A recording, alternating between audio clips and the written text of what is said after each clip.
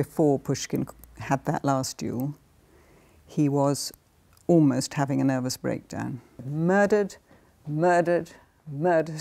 His wife was in love with Dante's.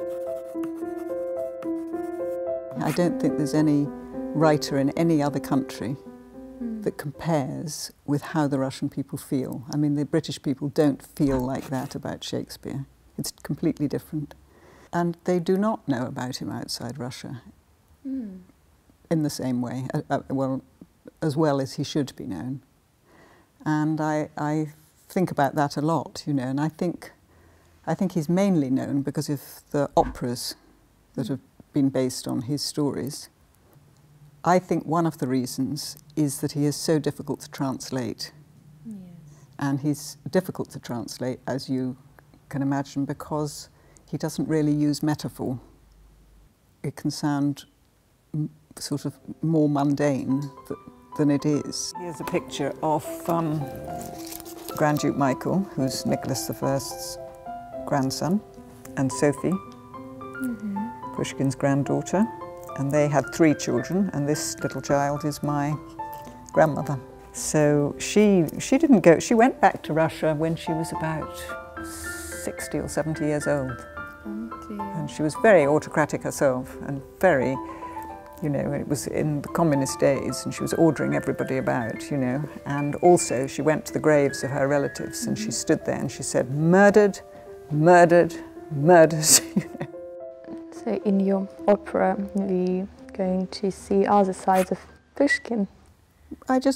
For me, I just think, like when I write anything, I want to know what that person is like as much and as deeply as I can, because then, whatever situation they're in, you know how they're going to react. One of the things for me about, that always completely fascinates me, are creative people, the creatives in the world, because they are a particular type of person. And Pushkin just is a fantastic example of that. And, you know, their relationship to life, their relationship to the time they live in, the need, the absolutely necessity to express themselves. It does come, you know, from their unconscious. They often don't know till after they've written it what they've written, or the implications. And so all this material is, you know, exemplified in Pushkin's life, and true, and will always be true. So I'm really directly related to the 3 main characters in the opera, because I'm the great-great-great-granddaughter of Pushkin, obviously Pushkin's wife, Natalia, and also Nicholas I. So those are the 3 main ones, of course. Creatives are always challenged by wherever they live to not be truthful to themselves. I mean, they have to be truthful to themselves in the end, but, you know, obviously in dictatorships and things, they're often not allowed to write certain things, but equally in the West, when it's capitalism, they're challenged by the fact that it's got to be commercial. And that's also a big challenge. Can you still be true to what you really want to say when you're told it's got to sell X amount of tickets, otherwise we're not going to put it on? Can you change this because the audience won't like that, or the coach loads that fill the theatre won't understand that? So it's not just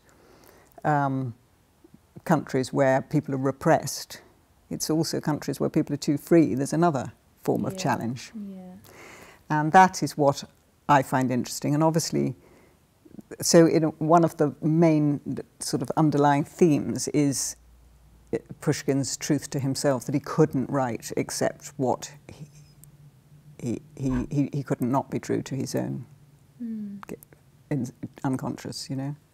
I really believe that at the time before Pushkin had that last duel, he was almost having a nervous breakdown. He was absolutely, there's a portrait of him that is so haunting and awful. And he wasn't writing. And everything was like a dead end, you know. He couldn't, he was censored, a lot of his stuff couldn't be published. his wife was in love with Dantes. I don't think she had an affair with him, but so what? You know, he was very jealous. There was society, Hecarin and all these people goading him, nothing else to do, you know, you're writing him letters saying you're cuckold, all the stories you know. He, anyway, was a very sort of self-destructive person. I mean, he didn't find life easy at all. And money was an enormous problem and pressure. He had 4 children. He was looking after his wife's family and everybody else, and he couldn't publish what he wrote. And I think he, particularly the bit about not being able to write at that time, I mean, he might have got better and been able to write, but just at that time, I think he would never have committed suicide. I think it was he had a death wish, and he called lots of duels at that time, and no Russian would fight him.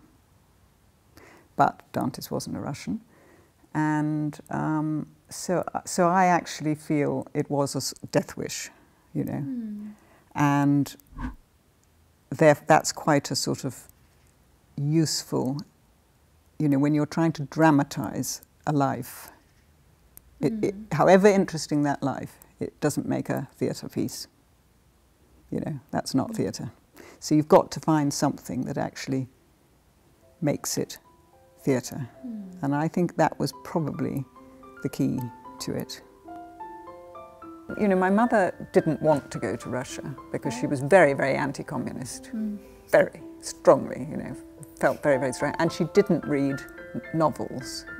So she didn't see the romance of War and Peace, Tolstoy, Dostoevsky, all these things, because she didn't read that. So she didn't have any sort of romantic notion about Russia.